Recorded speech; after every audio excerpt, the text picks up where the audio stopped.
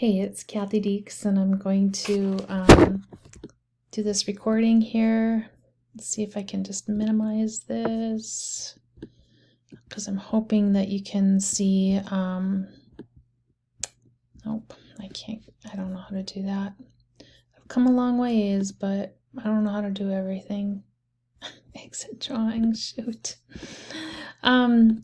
So I'm gonna just build this thing up. I've got two. I mean, I have it on my screen, but I don't know if that's what's showing it to you. So I'm just gonna talk about what I've got going on here. And this is the urine. And obviously what I did was I have the bowel one next to me, so I drew them much the same. So on the one side is like the normal pathway, pathophys, and then on the other side are some of the alterations that we talked about.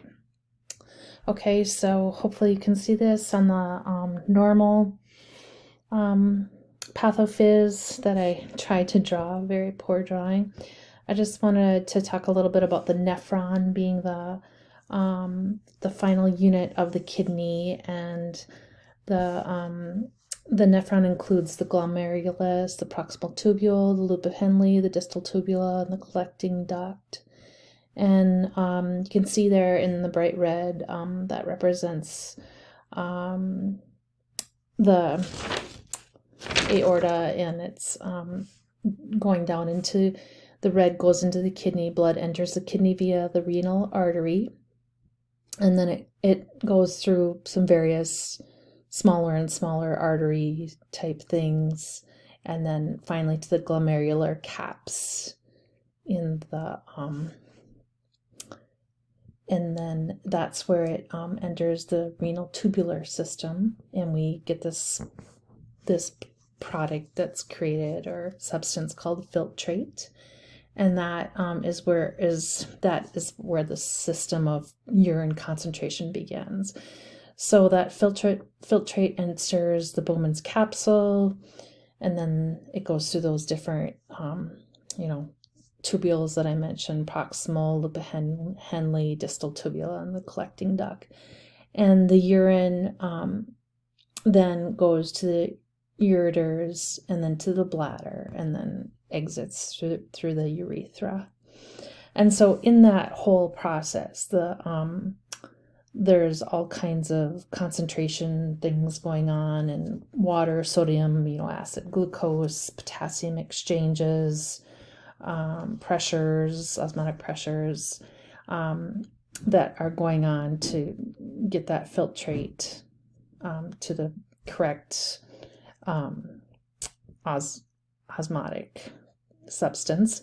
And then, I also wanted to mention, once it reaches the bladder, that is made of the detrusor muscle, and then that exiting part, and that bladder also includes those stretch receptors, but there's a sphincter involved in the elimination. Hopefully that you can see that. And then down here I drew just kind of more of the it always fascinates me how that entire system goes. The glomerulus, and how this all is happening in the renal medulla, and it stays out of the interstitial tissues and or fluid, and blood goes one way, and the filtrate goes the other way. And then over here is where I reviewed the different perfusions. Again, I don't know if this screen is on me or on I have this picture pulled up on my screen, but I don't know if you can see it. So motility alterations, and the disease that I covered there was the kidney stones. The neuromuscular alterations that can lead to a neurogenic bladder, the patency, which can lead to enuresis, and the perfusion, which can lead to renal failure. And I work in the kidney dialysis unit, where I take care of people with hemoperitoneal pre and post transplants. So, and I've worked in a kidney dialysis unit on and off for many, many years. So I know a lot, but I don't know everything. And so this was a really good review for me because it's been a few years since I've reviewed it in that much detail. Okay, now the other one, let's see here if I can get this to go down. Again, I'm not sure if you can see this. I'm just going to mess with this a little bit here. Yeah, I'm just going to do that. Won't make a difference, will it? That? Okay. Oh, so it still has my picture in there, but so on this one is the bowel pathophysiology, and again I drew like the kind of the normal thing that occurs, and then a couple of the alterations that we were to discuss. And I'm just going to mention for the bowel, the normal bowel, we have that, we have the large intestine that's made up of the cecum, appendix, the colon, the rectum, and the anal canal. And the colon is made up of the ascending, transverse, descending, and sigmoid. And the fecal matter enters the ileocecal valve, then it goes to the ileum of the small intestine, and that's where all the nutrient absorption happens. And then that goes to the large intestine and then enters those like 5 different areas. And that fecal matter, there's lots of water, electrolytes being removed and balanced, and all kinds of things occurring as that fecal matter is being formed into solid. And then once it starts furthering down, it hits the 3-banded structure called the tinea coli, and that's where all kinds of contractions of muscles go on. There's pouches created, there's propulsion, action potential, peristalsis, and then just all kinds of contractions and relaxations to create that segmental movement. And there's a couple of sphincters involved, reflex, another sphincter, in order for the bowel to be eliminated. And then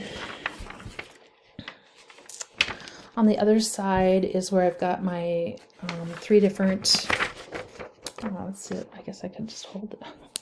I'm just realizing I could hold this and just read off my screen. Oh, except for you need it like this. Okay, so I have motility alterations, of course, where we've got, increased motility that leads to diarrhea, decreased motility that leads to constipation, with my disease noted there of diverticulitis. I've counseled tons of people on diverticulitis. For nutrition management, it's obviously what we say is when the inflammation is occurring, we do a low fiber diet, but as soon as the inflammation is over with and it just becomes a condition of the diverticulose or oh my gosh, I can't even think of the word, diverticulosis, then we encourage a high fiber diet, and of course always regular exercise.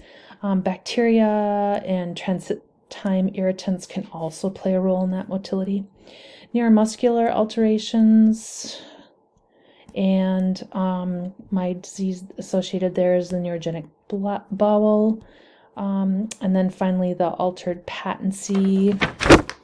I could cut this off a little bit. I talk about edema, obstruction, tumors, and then my disease is the intra-abdominal adhesions. I know, I think I can scroll down on that. Okay, that's it. Thank you. Oh, so what was hard for me, this one was easier for me because it, compared to last week's, because this is stuff that I, had to learn in my undergrad and have practiced educating patients that see me for different diseases over the years. But still, it's just always a really good review. Thank you.